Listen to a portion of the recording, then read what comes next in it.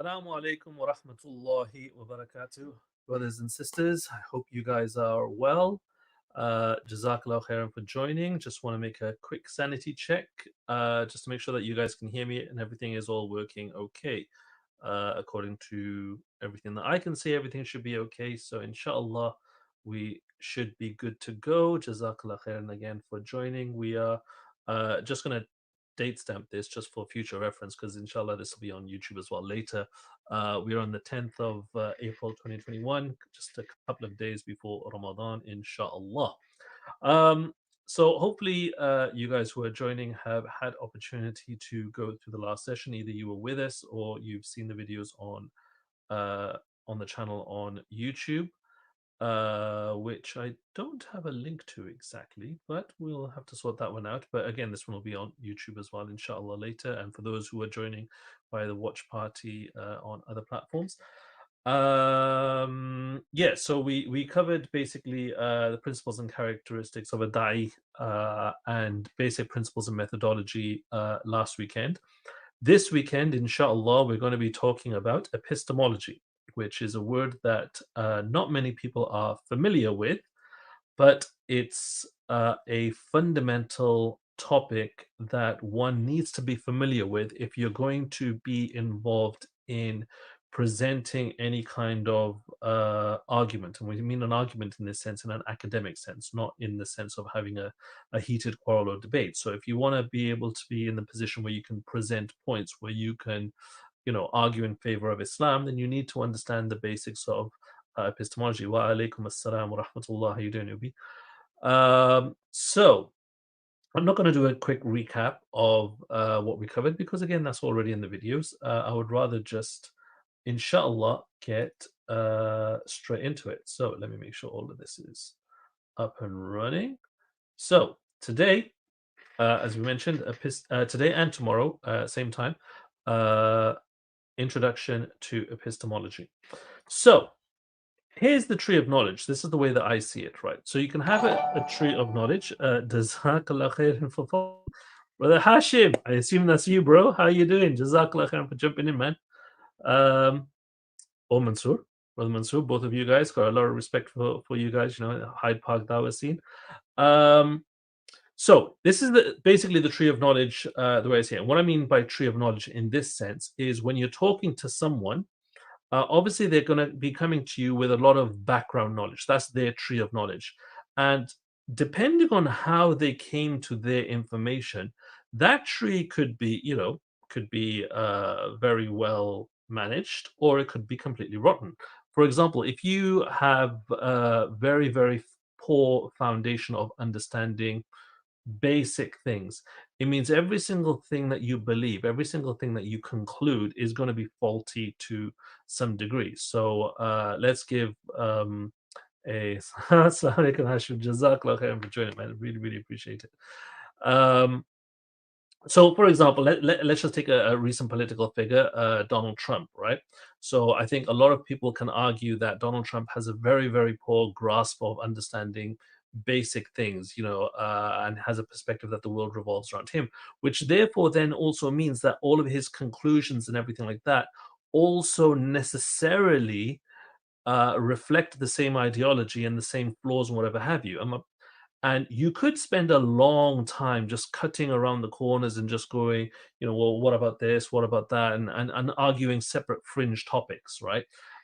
So how this normally happens in dawah is, if you're talking about Islam, you want to be talking about little itty gritty bins, like what about this ayah and the proof of this small thing here and the proof of this thing here? Or if you want to talk to people of other ideologies and other backgrounds, well, what about the verse in your book that says this and which is contradicted by that? And you're talking about little, really, really small things, right? The way that I prefer to approach the whole topic as a whole is, look, rather than talking about all of these things and just pruning the bush, so to speak, let's just cut the root, the rotten tree out, and just replace it with some good principles that we can all agree on should be the basis for any kind of a truth that we reach.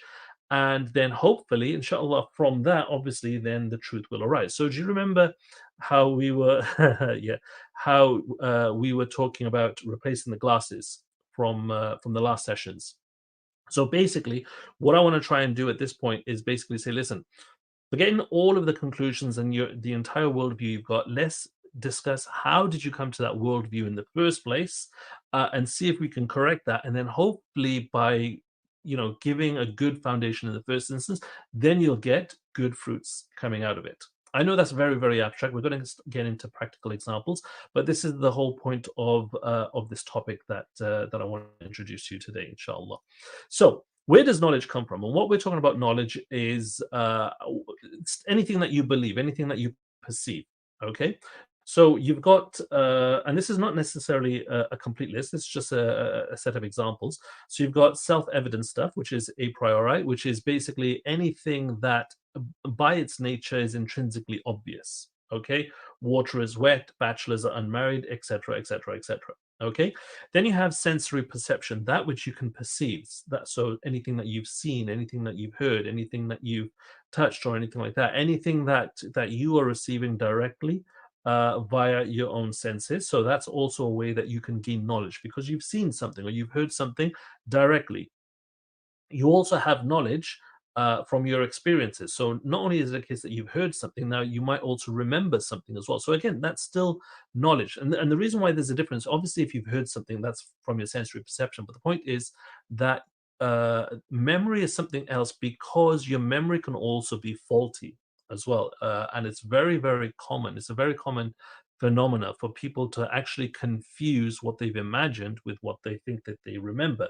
At the end of this, it's just like some playback in your mind. The problem with that is very easy for you to manipulate it as well, and you can misremember things. People can witness the same event and remember things completely differently. So memory is a separate thing.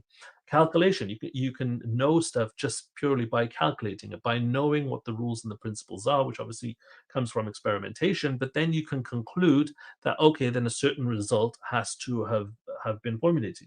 2 plus 2 equals 4. In a generic sense, I know 2.4 plus 2.4 can make 5. There's an argument for that as well. But my point here is that you can come to knowledge just by being able to calculate it, by reasoning. And reasoning is a wide topic which we're going to be discussing as well, inshallah. And testimony is basically where somebody has told you something. So it's not something that you've seen or you've witnessed yourself, but rather it's something that you've been told, or something that's been passed on to you. For example, even something that you've seen on screen, you may think that you're watching live unedited footage, whereas the state of CGI today is such, especially with subhanallah, what's that program that you can swap faces? Subhanallah, I forgot. Okay, so there's I forgot what it's called.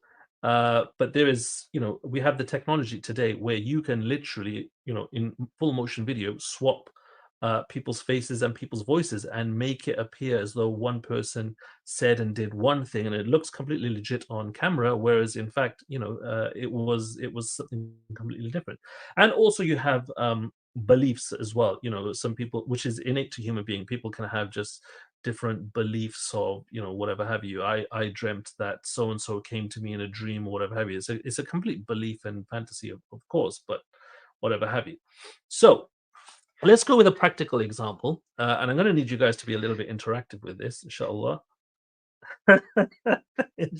Yeah, I'm going to try and simplify it. Jazakallah khair, John, for jumping in, bro. Oh, wait. Okay, so if you've seen the previous YouTube, wait, no, if you saw the interview with John that I did a few days ago, now you'll understand the thing of the orange car. Okay, so now that I've said that, here's the question. Deep fakes, that's the one. Jazakallah, deep fakes, that's the one. Yeah, perfect timing. You just turned up right just in time. Okay, so here's the question. What color is my car? And that's all you've got to go on. What color is my car? Okay. And while you're answering, I want you to really think about how it is that you're coming to the conclusion that you're coming to, right? John says orange, right? Okay. Wait, I thought orange was your car. Okay, fine. Orange, John's car is orange. But does that mean my car can't be orange? Or when you're thinking of a car, because you've got no information, are you thinking, okay, well, what are the most popular choices of car colors and maybe choose one of those. What I want you yellow, yellow because the slides are yellow. Huh? The answer is not important. What's more important is I want you guys to start thinking about how it is that you guys are coming to the conclusion, whatever the answer is that you're given, with next to no information. Just think about how you would come to any kind of a decision. And this is reasoning in action. That you're probably thinking, okay, well, cars come in. What are the most popular colors? Let's just say white, black, red, blue. Probably one of those colors, right? Okay, black. So Brother Abu Muhammad, who doesn't know my car, says black. Okay, so all right, let's let me now show you this. Okay, here's my car. Okay, so now that you guys have now been given some evidence as to what color my car is, now what color is my car? Let me ask the same question again. What color do you think my car is? Okay, what are you going to say, Brother Abu Muhammad? Are you going to change your guess, or are you going to stick with the same one? What do you think? Red and black. Okay, so Brother Abu Muhammad has added red into it now, red and black. Okay, great. Now, here's the question, right? Brother Yubi says red. Okay, why are you guys saying red? This is a very important principle here now. Why are you guys saying red? Why is my car red? Right? Is it because you can see it on screen here that it's red, right? That's why, because you can see it on screen that it's a red car. Okay, fine. But now let me ask you this. Is what you're looking at, and by the way, that is me standing on the car, okay? Standing on the tires. Let me ask you something. What makes you think that this is my car? Like, for real. I mean, what is this car? We should all be able to recognize, right? Okay, this is a monster truck, okay? Right? It's a monster. It's clearly a monster truck. Look at the size of the wheels. The wheels are as big as I am, and I'm not exactly short. I'm 6'1" on a good day. Um, so this thing is huge, right? And not only that, it's got literally Iron Man. Okay, fine, I might be an Iron Man fan, but it's also got Monster Jam there on the back, which you may or may not know is an organization that basically does monster truck shows around the world. And not only that, just, I mean, think about it, right? It's a monster truck. I mean, is this something that I'm likely going to be driving around on a day-to-day basis? I mean, if you guys have never seen a monster truck, I mean, they're great, right? I love monster trucks. Okay, if you've never seen a monster truck show, they're ridiculously loud. They take something stupid like 8 gallons of alcohol. Like they have to be driven on alcohol because of the power that's needed, right? 8 gallons of alcohol uh, just for a mile, just to go a mile. And if you've ever seen a show, the most common things that these trucks are doing is basically crushing other cars, right? So when you think about, and they, obviously size wise, it's way too big for a road. So what you guys should be thinking of is now this is how you're balancing up different sources of information. You guys have seen something. You've seen a car on screen along with a question, and you've seen me stand. You probably can't see it that well, but that is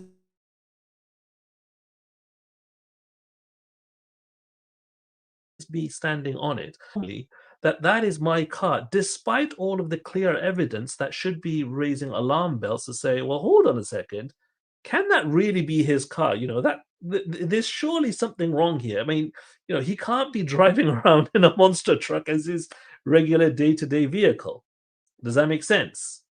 So the point here being that this is an exercise, and this is just obviously an exercise. Obviously I've designed these slides and things like that to trip you guys up deliberately, but just to expose the point that just because you've seen one kind of an evidence, which is basically a visual evidence, or if you want to call it testimony, which is, and I'm going to call it testimony in this case because you have no idea if this has been photoshopped or whatever have you. You're just taking, what you've seen at its face value. But you also then have to weigh that up against your own sound reasoning and your own background knowledge and experience of, what monster trucks entail, to just see, look, does this present a coherent picture? So, for those of you that said it was red, on the basis of the monster truck, I'm sorry, but the monster truck is not my car. But now here's the thing: just because you're wrong because of the association of the monster truck, does that mean that my car's not red now? Because now let's have a look at this. So this again is me in a Ferrari now. Okay, so could my car still be red? And again, it's now the same question. Could that Ferrari potentially be mine?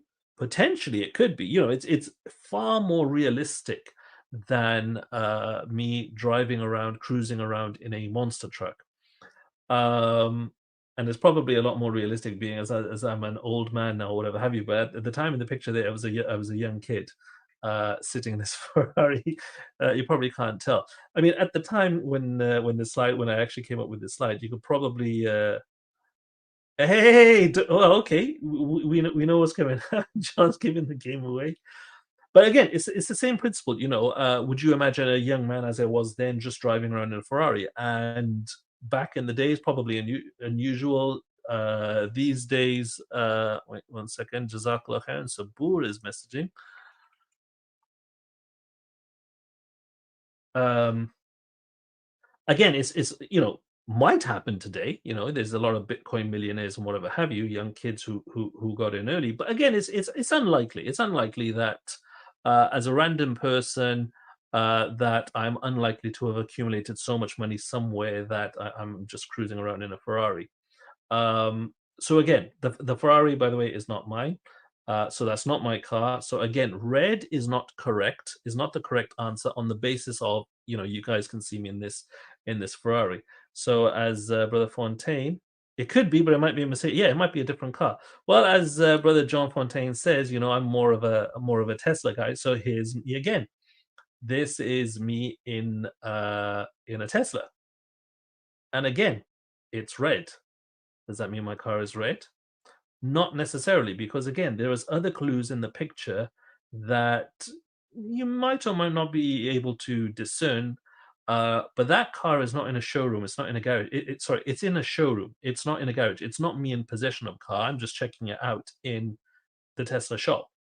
So this is not a car that I own. This is literally a car that is out on show for the general public to have a look at. So again, my point being that despite the fact that, okay, it's probably more plausible and realistic to see me in a Tesla, even though they're similar prices, that one is not mine. And I'll give you guys a clue right now. Alhamdulillah, I actually do have a Tesla.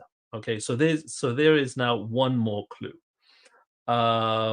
But it's not this one, because you can clearly see that I'm not even in the driving seat. So for those of you that are aware that I'm in the UK, we drive on the right-hand side of the road. On the driver is on the right-hand side of the car, whereas I'm sitting on the left side here. So I'm not even in the driving seat. This is clearly not my car. Plus the bonnet is open as well. So red is not the answer, even though you have now a clue that I have a Tesla, but it's not this one. So do you see how this is being formulated up? And again, now, so this is me in another Tesla, where you actually now can see that I'm in the driving seat, where now it's a reasonable conclusion to presume, okay, this is my Tesla, and therefore my car is gold.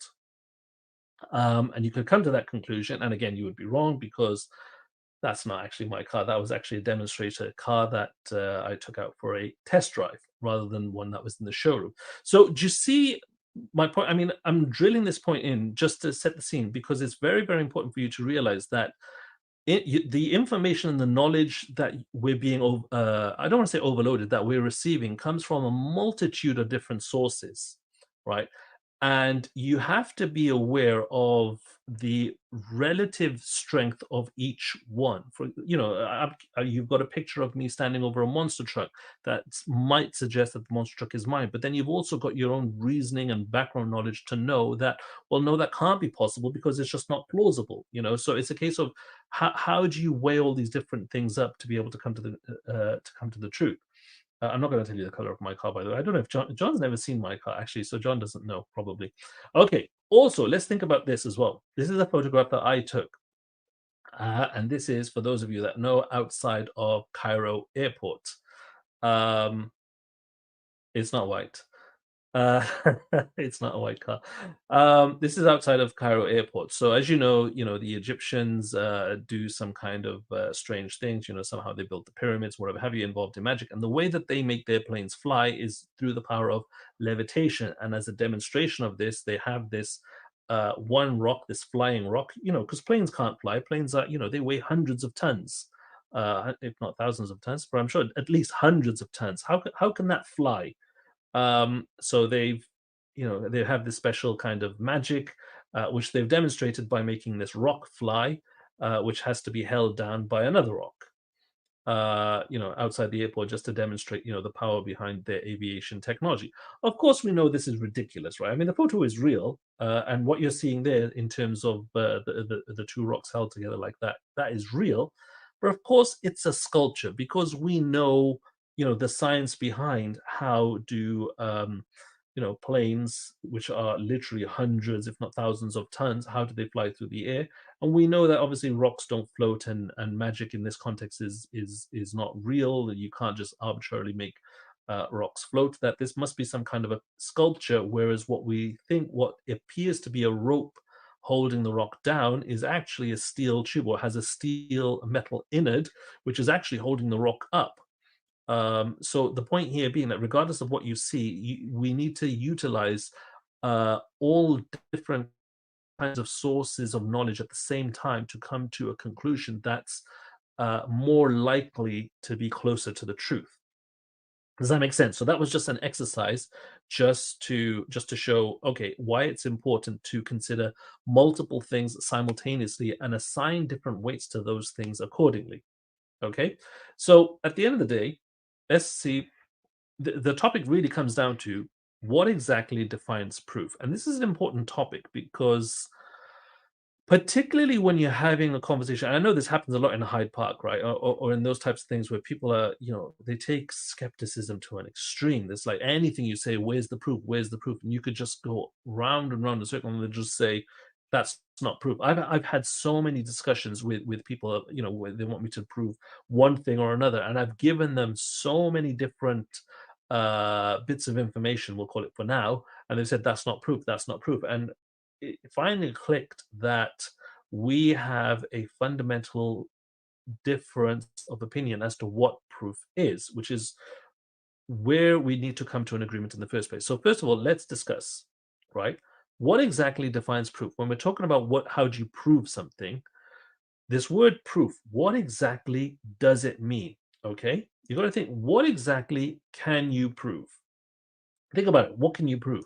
Can you, for example, prove that you're alive? And I would challenge anyone to say that yes, that they can prove that they're alive. And you might do so is because, well, I can experience myself. You can see me. I'm living. I'm interacting. And my response to that, as an extreme skeptic, obviously I'm playing devil's advocate here, but from the extreme skeptical position, one could argue that really what you think is your existence, and you're cohabiting this reality with other people, actually all of this is just a figment of your imagination. You're not really alive. You're just some kind of a simulation. Or from my perspective, you could just be a very sophisticated android. You can't prove to me that you're alive any more than I might say that you're just a very sophisticated android. Now you might say, okay, cut me up and you'll see blood and organs and things like that. And I'll say, yeah, a really sophisticated android. I've seen Terminator, where Arnold, looks human. He's got human skin. You can cut him and he bleeds and whatever have you. Okay, he's got a skeleton inside at some level. But the point being, that I could, someone somewhere could always make, and it doesn't have to be a reasonable argument. They can just make an argument or a point, no matter how ridiculous, that essentially negates what you're saying. So I would argue you actually can't prove to an extreme skeptic in particular, that you're even alive. Okay, which, you know, you have to think about, when people, what do they mean when they're asking for proofs concerning Islam? What do they want? And they say, "Oh, I want a proof of God." Well, exactly what do you mean? Because even when you offer them things that should be regarded as proof, they'll just reject it. And they'll come up most of the time. In fact, every single time, and I don't think I've ever experienced a situation where this hasn't happened, they'll come up with examples of what they'll want as proof that in any other scenario they wouldn't regard it as proof. For example, they'll just say "Oh, okay, prove to me God exists. I want God to shake me by the hand and say hello." It's like, I'll put my hand out there then, and they'll say, "Oh no, you're not God. I'm not going to accept that." It was like, well, if God did that, you'd say exactly the same thing. So how are you making that differentiation? It's because people actually don't think about what they're asking. So the point here being that this term proof is a hugely abused term, right? And it's abused on the basis that people have this idea of what proof is, and they want some absolute indisputable proof of a particular position before they agree to something, right? And the problem is that for there to be absolute and indisputable proof, that's not something that exists. Okay, it's not something that exists. Let me just open up all these.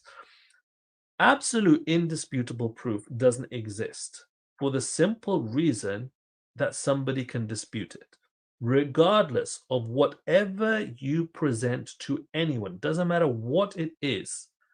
You'll always find someone who'll just turn around and say, "No, I disagree."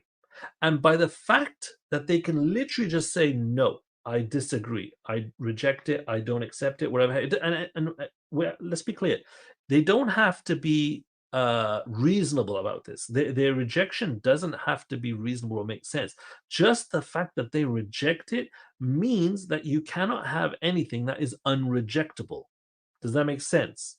From an arbitrary perspective, which then means that you need to come to some kind of an agreement with the person that you're talking about, of a standard of proof, right? That there has to be some kind of a measuring mechanism by which you have to be able to judge and determine that once you've reached that particular threshold, that something has to be accepted as true. Otherwise, the entire foundational basis of the discussion completely falls flat. I hope that makes sense. It's a little bit of a nuanced position, but let me just repeat it again, just in case.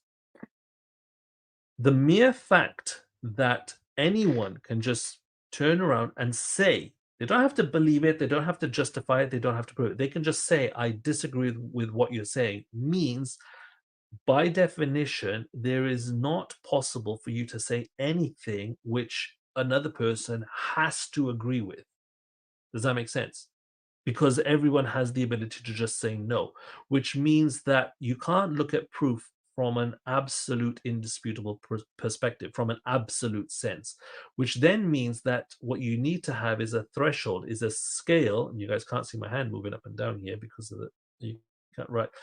What you need to have is a threshold or a scale whereby you need to reach like a minimum standard by which someone else will accept what you say. I know it's very abstract. We're going to start getting into we'll get into the examples. Okay, so basically, absolute indisputable proof does not exist.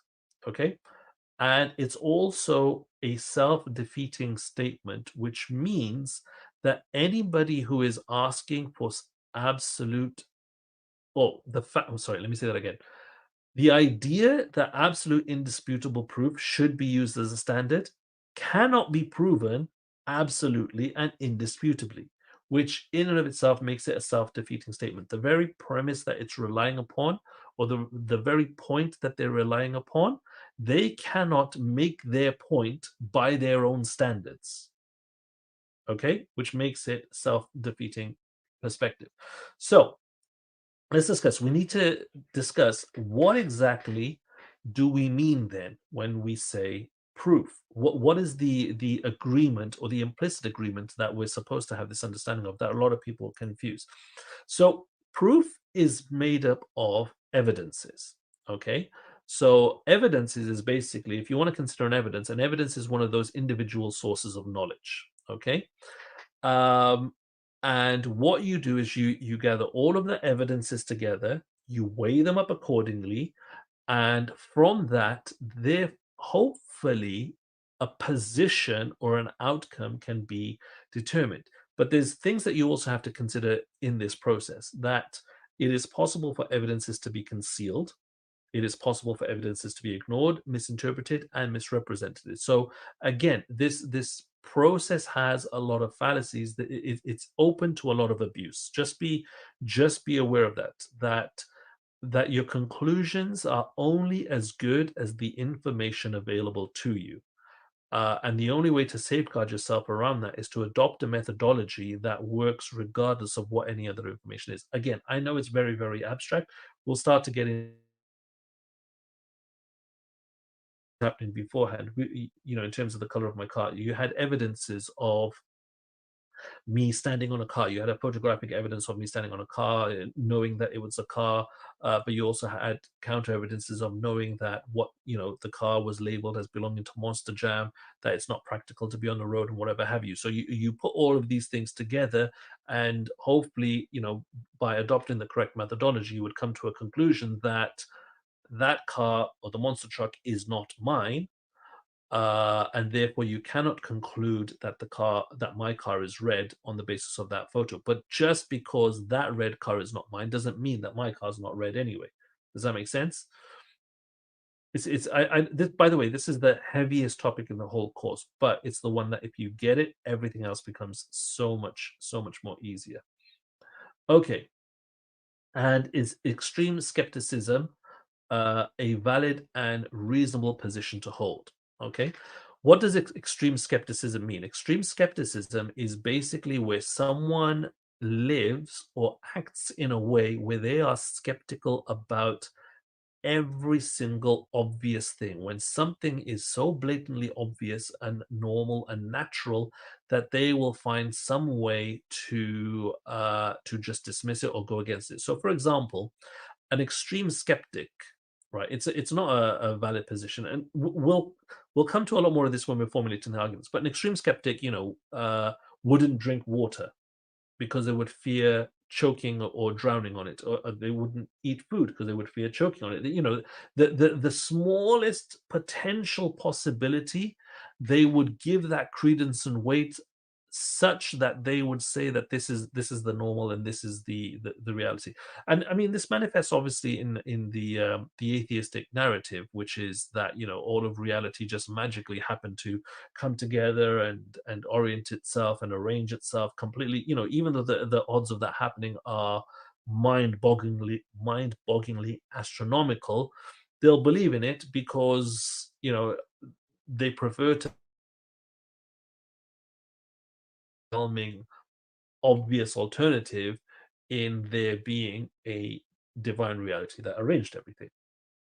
Um, So extreme skepticism is not a valid or reasonable position to hold because nobody lives in that way. Nobody lives in the manner where you refuse to eat food on the basis of that you'll choke, or you refuse to cross the road presuming that you'll get run over. Because if we did that, we just couldn't live. At the end of the day, the way that we live our lives is that we adopt practices that have the overwhelming perspective, the overwhelming chance of being successful. Okay, so you eat food. You eat food because you need the food to live, and the necessity of you living outweighs the very small possibility that you'll choke in that moment. The same with drinking water. The same with crossing the road and going to work, whatever have you. Yeah, fine. You might get hit by a vehicle and die or whatever have you, but the likelihood of that happening is so slim that it cannot overshadow the necessity of you being able to go to work to be able to find funds to be able to feed yourself, because you'll come to a lot more harm that way. Does that make sense? By the way, let me know if you guys are getting stuck with this. I know this is a very, very heavy topic. But inshallah, like I said in the very first session, my objective here is to try and make sure that you guys understand this, inshallah. Okay, so let's go with a practical example. Okay, here's a question: was Fulan born to a virgin mother? Okay, so it's an example based on the Immaculate Conception of Isa alayhi salam, Jesus. So was Fulan, not Jesus, Fulan, a random person born to a virgin mother? Now, the extreme skeptic position, okay, this is someone who just wants to argue against your point because they just don't want to reach your conclusion. Okay, bear in mind, people when you're discussing with them, they'll argue with you just because they don't want to reach your conclusion. Remember what we discussed with regards to discussion versus debates. People will come to you with the mindset that they want to have a debate with you. You don't have to have a debate with them. You can still have the discussion with them, but just bear in mind that you will come across people in certain settings where they will literally argue against you, regardless of how rational you are, just because they don't want to reach the same conclusion as you. Okay, so anyway, and I'm sure in this case, the normal person in this case would say that no, it's not possible for anyone to be born to a virgin mother in the normal sense. Okay, but an extreme skeptics would say, well, yeah, it's completely possible. It's completely normal because there are several explanations. So here's some explanations. The default is not to assume intimacy on any part of anyone. We were all born in a virginal state. Okay, fine, fair enough. So they're arguing here that, well, why would you need to have some kind of active evidence to assume that they're not anymore, which you don't have. Just because someone is born is not an active evidence of them having broken that state. Um, and even if there was a test conducted after the birth, because obviously this question only arises after the birth, there's no proof that the virginity wasn't actually lost after Fulan's birth. So it may be possible that that this individual had relations afterwards, and there's no way to prove that that this didn't happen after the birth. Does that make sense? So even if you were to have a look now and be able to demonstrate and prove that, okay, no, this person is clearly physically not a virgin, you don't know that that didn't happen afterwards. There's no way for you to go back in time. Artificial insemination is widespread and easily accessible these days. People can't have children, and this kind of procedure is it's I don't want to say commonplace like everybody's doing it. It's available. It's expensive. But it is available. So it is actually completely possible. Uh, you know, due to scientific advancement, for someone to literally be inseminated without actually having a relationship.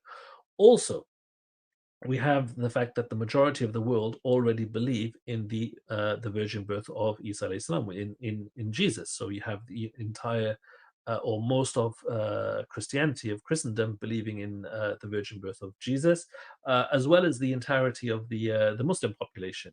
And the two, when you put the two together, that's pretty much most of the world. So most of the world already believe in the idea of an immaculate conception. And we also know the story as well. I'm sure many of us have heard the story that, at the end of the day, babies don't come, women don't birth babies, but babies are delivered from the stalk.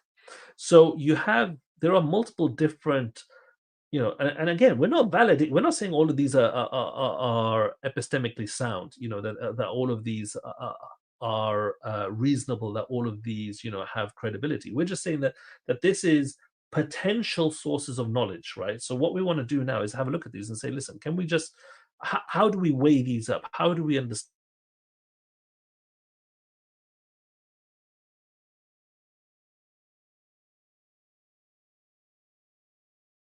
intimacy on the part of anyone, right? Fine, fair enough. But there's a difference when you come to parenthood and marital couples, that actually in the case where you have people who are together as a couple, married, obviously unmarried couples is prevalent in Western society, so it doesn't really matter. When people are regarded as a couple, it's actually quite normal to